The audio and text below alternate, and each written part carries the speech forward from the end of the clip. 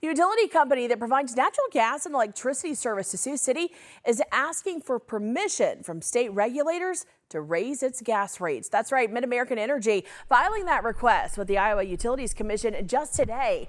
Now, it wants to increase the delivery portion of its rates to fund gas infrastructure projects. Residential customers, you would see about a 5% increase, with the increase for business customers varying based on rate class and usage. Temporary gas rates would take effect July 17th, with the IUC holding 4 consumer comment meetings before it considers the request. Now, one of those meetings will be in Sioux City. That'll take place September 10th at 6 p.m. at the Sioux City Convention Center downtown.